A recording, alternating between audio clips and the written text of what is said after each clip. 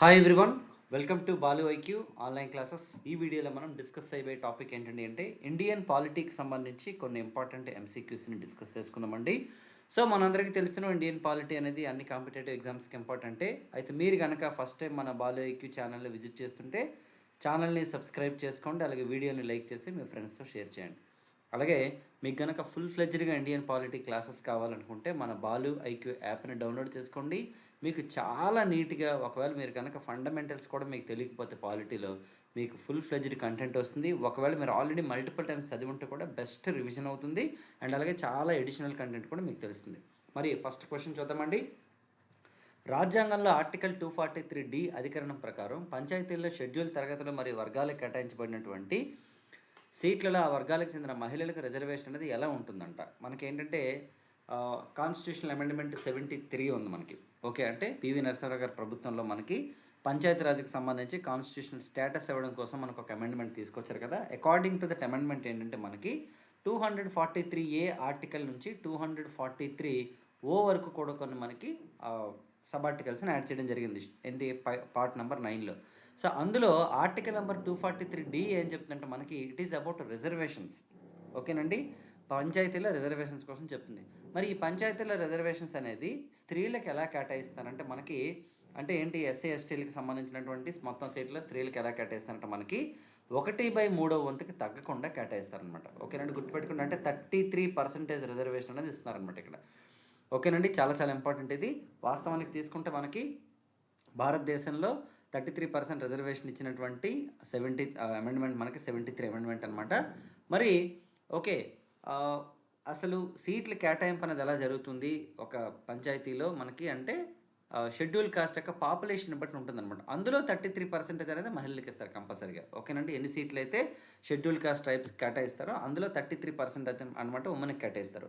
మరి భారతదేశంలో పంచాయతీల్లో ఉమెన్స్కి 50% రిజర్వేషన్ ఇచ్చిన మొట్టమొదటి స్టేట్ ఏదంటే మనకి బీహార్ అండి, ఇండియాలో. చాలా ఇంపార్టెంట్ ఇది. ఓకేనండి, Bihar is the first state అనమాట. సో మరి నెక్స్ట్ క్వశ్చన్ చూద్దామండి. లేమ్ డక్ పార్లమెంట్ సమావేశం అంటే ఏంటంట? What is called lame duck? ఏ బిల్లుని ఆమోదించలేకపోయిన పార్లమెంట్ మీటింగ్గా, లోక్సభకు ఎన్నికలు జరిగిన తర్వాత జరిగే మొట్టమొదటి పార్లమెంట్ మీటింగ్గా, లోక్సభ రద్దయ్యే ముందు జరిగే చివరి పార్లమెంట్ సమావేశం లేదా అవిశ్వాస తీర్మానాన్ని చర్చించే పార్లమెంట్. వాస్తవానికి తీసుకుంటే ఒక సమావేశం యొక్క టర్మ్ అనేది ముగిసే ముందు ఓకేనండి పెట్టుకునే సమావేశం అనమాట. ఓకేనండి, సో లోక్సభ రద్దయ్యే ముందు జరిగే చివరి పార్లమెంట్ సమావేశం సాధారణంగా మనకి లేమ్ డక్ సెషన్గా చెప్తారనమాట యాక్చువల్లీ. ఓకేనండి, అలాగే ఎవరైనా సరే కొన్ని దేశాలు ఏంటంటే ఎవరైనా సరే ఓడిపోయినటువంటి సభ్యులు ఉంటారు కదా, వాళ్ళు పెట్టుకున్న చివరి సమావేశంగా కూడా చెప్తారనమాట లేమ్ డక్ సమావేశం అంటే. మరి భారతదేశంలో లేమ్ డక్ సెషన్స్ అనేవి లేవండి. సాధారణంగా అమెరికా లాంటి దేశాల్లో లేమ్ డక్ సమావేశాలు ఉంటాయన్నమాట. ఓకేనండి, మరి నెక్స్ట్ చూద్దామండి. రైట్, లోక్సభ వార్షిక కేంద్ర బడ్జెట్ నెగ్గని పక్షంలో మనం రీసెంట్గా చూసామండి, నిర్మలా సీతారామన్ గారి బడ్జెట్ అయితే పెట్టడం జరిగింది. ఆర్టికల్ 112 ఆఫ్ ద కాన్స్టిట్యూషన్ ఏం చెప్తుందంటే మనకి యాన్యువల్ ఫైనాన్షియల్ స్టేట్మెంట్ గురించి చెప్తుందన్నమాట. అయితే ఇక్కడ క్వశ్చన్ ఏంటంటే మనకి లోక్సభలో వార్షిక కేంద్ర బడ్జెట్ అంటే మన యాన్యువల్ ఫైనాన్షియల్ స్టేట్మెంట్ కనుక నెగ్గలేదనుకోండి, ఓడిపోయింది అనుకోండి, అప్పుడు ఏం చేస్తుందంటే ప్రభుత్వం బడ్జెట్ సవరించబడి మరలా పెడతారా, సలహాల కోసం బడ్జెట్ని రాజ్యసభకు పంపిస్తారా, లేదా కేంద్ర విత్త మంత్రిని రాజీనామా చేయమంటారు, అంటే ఫైనాన్స్ మినిస్టర్ని రాజీనామా చేయమని అడుగుతారు, లేదంటే ప్రధానమంత్రి తన మంత్రిమండలి రాజీనామా సమర్పిస్తారంటే చూడండి, ఇక్కడ బడ్జెట్ అనేది మనకి మంత్రిమండలి ఆమోదంతోనే మనకి లోక్సభలో ప్రవేశపెడతారు. కాబట్టి బడ్జెట్ కనుక ఓడిపోతే ఏం చేస్తారంటే ఆబ్వియస్లీ ప్రధానమంత్రి తన మంత్రిమండలి రాజీనామా సమర్పిస్తారు. అంటే ప్రభుత్వం అనేది పడిపోతుంది అనమాట. యాక్చువల్లీ ఒక బడ్జెట్ నెగ్గకపోయినా పడిపోతుంది. లేదంటే మనకి ఎవరండి ధన్యవాద తీర్మానం జరుగుతుంది. రాష్ట్రపతి అనమాట బడ్జెట్కి ముందు అంటే ఎకనామిక్ సర్వే పెట్టడానికి ఆ టైంలో ముందు ఏంటంటే మనకి రాష్ట్రపతి భవన్ నుంచి వచ్చి పార్లమెంట్ ఉభయ సభలను ఉద్దేశించి మాట్లాడతారనమాట. సో అప్పుడు మోషన్ ఆఫ్ థ్యాంక్స్ అనేది ఉంటుందన్నమాట. ఆ మోషన్ ఆఫ్ థ్యాంక్స్ అనేది ఉభయ సభల్లో అంటే లోక్సభలో రాజ్యసభలో కూడా ఉంటుందన్నమాట. యాక్చువల్లీ దానికి జస్ట్ సింపుల్ మెజారిటీ సరిపోతుంది అనమాట. యాక్చువల్లీ రాజ్యసభలో ఒకవేళ ఓడిపోయినా పెద్ద ప్రాబ్లం కాదు, బట్ లోక్సభలో కనుక ఓడిపోయింది అనుకోండి, అప్పుడు కూడా ప్రభుత్వం అనేది రాజీనామా చేయాలి. ఓకేనండి, చాలా చాలా ఇంపార్టెంట్. సో మరి నెక్స్ట్ చూద్దామండి. సహకార సంఘాలకు సంబంధించిన 97వ రాజ్యాంగ సవరణకు సంబంధించి సరైనది ఏంటంటే, ఓకేనండి, మనందరికీ తెలిసినండి. ఓకే, 97th కాన్స్టిట్యూషన్ అమెండ్మెంట్ అనేది మనకి 2011లో చేశారు. 12 నుంచి మనకి ఎఫెక్ట్లోకి వచ్చింది. ఇది దేనికి సంబంధించి అంటే మనకి ఇండియాలో కోఆపరేటివ్ సొసైటీస్ అంటే మనకి సహకార సంఘాలకు సంబంధించింది. సో మరొకసారి చూద్దామండి. సహకార సంఘాలను ఏర్పాటు చేసుకోవడానికి ప్రాథమిక హక్కుగా గుర్తించారంట. ఓకేనండి, ఇది ఒక ఫండమెంటల్ రైట్గా గుర్తించింది ఈ రాజ్యాంగ సవరణ. సహకార సంఘాలను పటిష్టపరిచి పెంపొందించే విధంగా ఒక కొత్త ఆదేశ సూత్రం అంటే 43B అనే ఆర్టికల్ని కూడా మనకి యాడ్ చేయడం జరిగిందనమాట. ఇది కూడా చాలా చాలా important. 43B added by the 97th constitution amendment అండి. ఇది ఒక directive principles of state policy అనమాట. దాన్ని పటిష్టపరుస్తుంది సహకార సంఘాలు ఓకేనండి. మనకి రాజ్యాంగాలు ఎక్కడ చేర్చారంటే మనకి పార్ట్ 9Bలో చేర్చడం జరిగిందండి. అలాగే ఆర్టికల్స్ తీసుకుంటే మనకి 243ZH నుంచి 243ZT ఇవన్నీ కరెక్టే. ఓకేనండి. సో ఆన్సర్ ఏంటంటే మనకి 5 అన్నీ కరెక్టే అనమాట యాక్చువల్లీ. సో ఇక్కడ మనం అబ్జర్వ్ చేసినట్లయితే ఓకే, మనకి పార్ట్ నెంబర్ 9 ఏం చెప్తుందంటే మనకి ఆర్టికల్ నెంబర్ 243లో ఓకే లోకల్ బాడీస్ గురించి చెప్తాను, అంటే స్థానిక సంస్థల గురించి చెప్తున్నాను అనమాట. స్థానిక సంస్థలకు నిర్వచనం.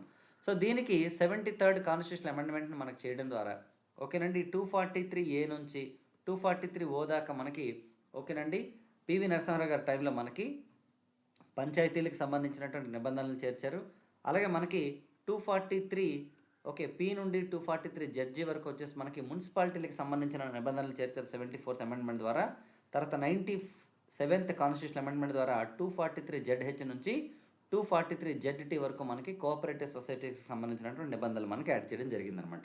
సో ఇవన్నీ మనం ఆల్రెడీ యాప్లో క్లియర్ కట్గా డిస్కస్ చేయడం జరిగిందండి. మీకు మొత్తం ప్రియాంబిల్ అవ్వచ్చు, ఫండమెంటల్ రైట్స్ అవ్వచ్చు, directive principles of state policy అవ్వచ్చు, బైలింగ్వల్ ఉంటుంది. ఈరోజు నాకు కొంచెం టైం అడ్జస్ట్ కాక నేను ఓన్లీ తెలుగు మీడియంలోనే క్వశ్చన్స్ ఇచ్చాను అనమాట. బట్ బైలింగ్వల్ ఉంటాం మన కంటెంట్ అంతా కూడాను. మీరు మన బాలువైకి యాప్ని కనుక డౌన్లోడ్ చేసుకున్నట్లయితే మీకు కంటెంట్ మొత్తం అవైలబిలిటీ ఉంటుంది. మీకు సింగిల్ సబ్జెక్ట్స్ ఉంటాయి, అలాగే మల్టిపుల్ సబ్జెక్ట్స్ అంటే మీరు 2 సబ్జెక్టులు తీసుకోవచ్చు, 3 సబ్జెక్ట్స్ తీసుకోవచ్చు, 4 సబ్జెక్ట్స్ అండ్ ఫుల్ కోర్సెస్ కూడా మీకు అందుబాటులో ఉన్నాయి. అలాగే ఎవరైనా ఏపీ గ్రూప్ 2 ప్రిపేర్ అవుతుంటే వాళ్ళు లాంగ్ టర్మ్ తీసుకోవాలంటే కూడా వాళ్ళకి లాంగ్ టర్మ్ కోర్స్ కూడా అవైలబిలిటీ ఉందన్నమాట. ఎందుకంటే గ్రూప్ 2లో మనకి పాలిటీ 75 మార్కులు ఉంటుంది పేపర్. ఓకేనా, రైట్. సో నెక్స్ట్ క్వశ్చన్ చూద్దామండి. మాతృభాషలో సివిల్ సర్వీసెస్ పరీక్షలు రాసే అవకాశం కల్పించాలని సిఫారసు చేసినటువంటి కమిటీ ఏంటి? ఓకేనండి, చూడండి ఇక్కడ యూపీఎస్సీకి సంబంధించి. సో మీ అందరికీ తెలిసే ఉంటుంది, మనకు ఆల్రెడీ సివిల్ సర్వీసెస్ నోటిఫికేషన్ కూడా వచ్చింది దాదాపు 930+ పోస్టులతోని. ఓకే, ఎవరైనా సరే ఎలిజిబిలిటీ ఉన్న వాళ్ళైతే డెఫినెట్గా అప్లై చేయండి. ఎందుకంటే ప్రతి ఎగ్జామ్ కూడా మనకి ఇంపార్టెంటే. మనకి రిజల్ట్ ఎలా ఉన్నా సరే you will definitely get some experience అనమాట. చూడండి, మాతృభాషలో సివిల్ సర్వీసెస్ పరీక్షలు రాసే అవకాశం కల్పించాలని ఏ కమిటీ రికమెండ్ చేసింది? PC Hota, Satish Chandra, Kothari and YK ఎలగండి. ఆన్సర్ వచ్చేసి మనకి కొఠారి కమిషన్ అనమాట. ఓకేనండి. సో చూడండి, మరి మాతృభాషలు అంటే కాన్స్టిట్యూషన్లో మనకి షెడ్యూల్ నెంబర్ 8లో మనకి దాదాపు 22 లాంగ్వేజెస్ని రికగ్నైజ్ చేశారు కదా. సో ఆ భాషలన్నింటిలో కూడా సివిల్ సర్వీసెస్ ఎగ్జామ్ అంటే మనకి పేపర్ అనేది ఇంగ్లీష్, హిందీలో ఉంటుంది జనరల్గాను. మన ఆన్సర్లు వచ్చేసి మనం తెలుగులో రాసుకోవచ్చు అనమాట. సో అలా ఒకప్పుడు ఏంటంటే ఓన్లీ ఇంగ్లీష్లోనో లేకపోతే దేంట్లో రాసుకోవచ్చు మనకంటే, ఓన్లీ ఇంగ్లీష్లో కానీ హిందీలో కానీ రాయాలి మనకి. బట్ ఇప్పుడు ఏంటంటే మనం తెలుగులో కూడా రాసుకోవచ్చు అనమాట మన ఆన్సర్లో. అలా రికమెండ్ చేసిన కమిటీ కొఠారి కమిషన్. సివిల్ సర్వీసెస్లో జనరల్ ఎస్ఏ పేపర్ని ప్రవేశపెట్టండి, ఇంటర్వ్యూకి మార్కులు పెంచమని చెప్పింది మనకి సతీష్ చంద్ర కమిటీ అండి. ప్రజెంట్ అమల్లో ఉన్న వయోపరిమితి తగ్గించాలని చెప్పింది పీసీ హోతా కమిటీ. వాస్తవానికి ఏంటంటే మనకి సీసాట్ ఇంట్రడ్యూస్ చేసేటప్పుడు మనకి జనరల్గా 4 ఛాన్సెస్ ఉండవు అనమాట ఓపెన్ కేటగిరీకి. అలాగే మనకి 28 years అనేది ఉండదు అనమాట యాక్చువల్లీ. సో దాన్ని ఏం చేస్తారంటే మనకి 30 years ఉండదు యాక్చువల్లీ ఓపెన్ కేటగిరీకి, జనరల్ కేటగిరీకి. దాన్ని 32గా చేశారు. అలాగే ఒక 2 ఛాన్సులు ఎక్స్ట్రా ఇచ్చారనమాట. అంటే 6 ఛాన్సెస్ ఇవ్వడం జరిగింది ఓపెన్ కేటగిరీకి. ఓకేనండి, ఎందుకంటే సీసాట్ అనేది ఇంట్రడ్యూస్ చేస్తారు. ఇంట్రడ్యూస్ చేసిన తర్వాత ఏంటంటే మనకి ఫస్ట్ పేపర్ అంటే ప్రిలిమినరీలో ఫస్ట్ జనరల్ స్టడీస్ పేపర్, తర్వాత మధ్యాహ్నం సీసాట్ 2 ఎగ్జామ్స్ ఉంటాయి. ఈ రెండింటిని బేస్ చేసుకొని అనమాట ప్రిలిమినరీలో మనకి ఫైనల్ రిజల్ట్స్ ఇచ్చారనమాట. సో ఇందులో చాలామంది ఏంటంటే ఓన్లీ మ్యాథమెటిక్స్ బ్యాక్గ్రౌండ్ ఉన్న వాళ్ళే క్వాలిఫై అవ్వడం. తర్వాత సీసాట్ ఏం చేస్తారంటే తర్వాత కాలంలో దీన్ని జస్ట్ క్వాలిఫైయింగ్ చేస్తారనమాట. అప్పుడు గవర్నమెంట్ ఆఫ్ ఇండియాకి రికమెండేషన్స్ రిక్వెస్ట్ ఏం చేస్తారంటే, సో మేము చాలామంది నష్టపోయాం కాబట్టి సీసాట్ కారణంగా, సో మాకు మళ్ళీ మరో 2 ఛాన్సెస్ ఇవ్వండి అంటే అప్పుడు అనమాట 2 ఛాన్సెస్ పెంచడం జరిగింది. నెక్స్ట్ అండి, సివిల్ సర్వీసెస్కి ఎంపికైన అభ్యర్థులకు ఇచ్చే సెక్షన్ కూడా ఎంపిక ప్రక్రియలో భాగంగా పరిగణించాలి అని చెప్పిన కమిటీ మనకి. ఓకే, తీసుకుంటే మనకి వైకే అలగ్ కమిటీ అనమాట యాక్చువల్లీ చెప్పడం జరిగింది. ఓకేనండి, రైట్. సో నెక్స్ట్ క్వశ్చన్ చూద్దామండి. సుప్రీంకోర్టుకు రాజ్యాంగ పరిరక్షకుడు అనే పేరు ఎందుకు వచ్చిందంట? అంటే సుప్రీంకోర్టు ఏంటంటే మనకి కాన్స్టిట్యూషన్ని ప్రొటెక్ట్ చేస్తుంది. అసలు ఎందుకు ఆ పేరు వచ్చింది? న్యాయమూర్తిని నియమిస్తుంది కాబట్టి, లేదా రాజ్యాంగ సవరణలు చేయగలదనే, లేదా న్యాయ సమీక్ష అధికారం ఉండటం వల్ల, లేదా రాష్ట్రపతికి సలహాలు ఇవ్వడం వలన. సో వాస్తవానికి తీసుకుంటే న్యాయమూర్తిని నియమించేది మనకి ప్రెసిడెంట్ ఆఫ్ ఇండియా అండి, with the consultants of collegium and central government, అంటే కేంద్ర మంత్రిమండలి సలహా మేరకు ఉంటుందన్నమాట. మనకి రాజ్యాంగ సవరణలు చేసేది పార్లమెంటు. మరి రాష్ట్రపతికి సలహాలు ఇవ్వడం వల్ల ఓకేనండి రాజ్యాంగ పరిరక్షకుడు అని అంటారు. ఆర్టికల్ 143 ప్రకారం it's one of the duties of the supreme court అంతేను. బట్ న్యాయ సమీక్ష అధికారం ఉండడం వల్ల ఏంటి అసలు జ్యుడిషియల్ రివ్యూ అంటే?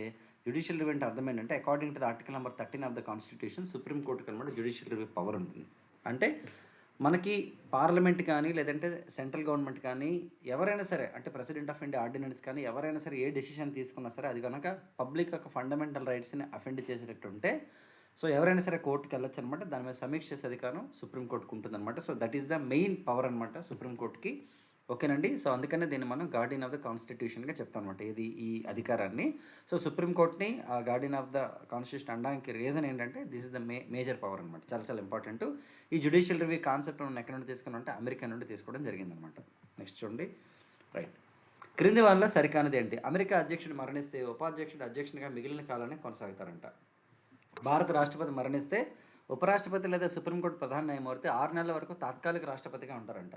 ఒకవేళ అమెరికా అధ్యక్షుడు కావాలంటే అమెరికాలోనే జన్మించి పౌరసత్వం పొందిన వ్యక్తి అయి ఉండాలంట. భారత రాష్ట్రపతి కావాలంటే భారత్లోనే జన్మించి భారత పౌరసత్వం కలిగి ఉండాలంట. సరికానిది ఏంటన్నారు ఇక్కడ మనకి చూడండి. ఫస్ట్ స్టేట్మెంట్ కరెక్టేనండి. ఎందుకంటే యూఎస్ ప్రెసిడెంట్కి 4 years టర్మ్ ఉంటుందన్నమాట. ఒకవేళ మిడిల్లో కనుక చనిపోయినట్లయితే రిమైనింగ్ టర్మ్కి ఎలక్షన్స్ ఏం జరగవండి. ఎవరైతే ఉపాధ్యక్షుడు ఉన్నారో వాళ్ళే కంటిన్యూ అవుతారనమాట అధ్యక్షుడిగా.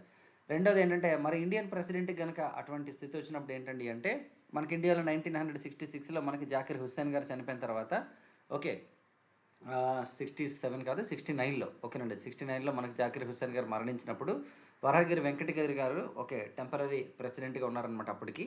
ఓకే ఎందుకంటే అప్పుడు వైస్ ప్రెసిడెంట్ అని వివి గిరి గారు. తర్వాత మనకి ఫక్రుద్దీన్ అలీ అహ్మద్ గారి టైంలో 74 నుంచి 77 దగ్గర ఉన్నారు. ఆ టైంలో కూడా మళ్ళీ వచ్చిందనమాట. సో అయితే తాత్కాలికంగా మనకి ఉపరాష్ట్రపతి ఎవరు ఉన్నారో వాళ్ళే ఉంటారు. ఒకవేళ ఉపరాష్ట్రపతి అందుబాటులో లేకపోతే ఓకేనండి సుప్రీంకోర్టు చీఫ్ జస్టిస్ ఉంటారండి. అలా చేసిన వ్యక్తి మనకి మహమ్మద్ హిదయతుల్లా గారు అనమాట. ఎందుకంటే వివి గిరి గారు ప్రెసిడెంట్ ఎలక్షన్స్లో కంటెస్ట్ చేయడం వలన సో మళ్ళీ ఎవరు ఉంటారా అన్నది ఒక డిబేట్ వస్తే అప్పుడు మనకి చీఫ్ జస్టిస్ ఆఫ్ ఇండియా అనమాట టెంపరీ ప్రెసిడెంట్గా ఉన్నారనమాట. మరి నెక్స్ట్ తీసుకుంటే అమెరికా అధ్యక్షుడు కావాలంటే అమెరికాలోనే జన్మించి పౌరసత్వం పొందిన వ్యక్తి ఉండేది. ఇది కూడా అబ్సల్యూట్లీ కరెక్ట్ అండి. ఈ 3 స్టేట్మెంట్లు కరెక్టే. ఎందుకంటే అమెరికా ప్రెసిడెంట్ కావాలంటే అమెరికాలో పుట్టాలన్నమాట. అంటే అమెరికన్ సిటిజన్షిప్ ఉండొచ్చు ఎవరికైనా సరే, కానీ ప్రెసిడెంట్ అవ్వాలంటే మాత్రం ఖచ్చితంగా బై బర్త్ సిటిజన్షిప్ ఉండాలన్నమాట యాక్చువల్లీ.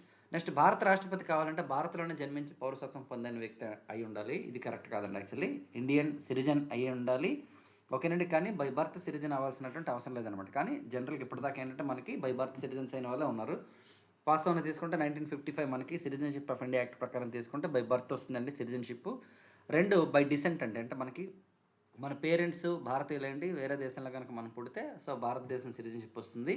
అండ్ 3 తీసుకుంటే మనకి రిజిస్ట్రేషన్ ద్వారా వస్తుందండి. తర్వాత న్యాచురలైజేషన్ ప్రాసెస్ ద్వారా వస్తుంది.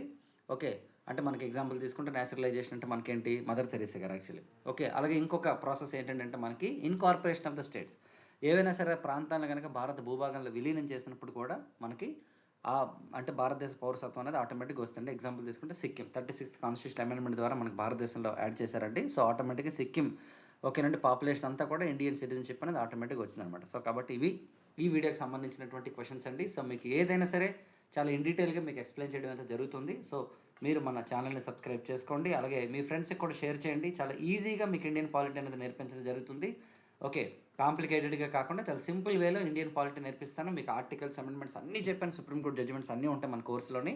సో మీరు చేయాల్సిందల్లా ఏంటంటే మన యాప్ని డౌన్లోడ్ చేసుకోండి. బాలుఐకి యాప్ని డౌన్లోడ్ చేసుకోండి. ఇందులో మీకు హిస్టరీ కూడా అని చెప్పాను, ఎకానమీ చెప్పాను, చాలా సబ్జెక్ట్స్ ఉంటాయి మనం డీల్ చేసినవి, డిఫరెంట్ ఫ్యాకల్టీస్ చెప్పినవి. సో నెక్స్ట్ వీడియోలో మళ్ళీ కలుద్దాం. Thank you so much and wish all the best.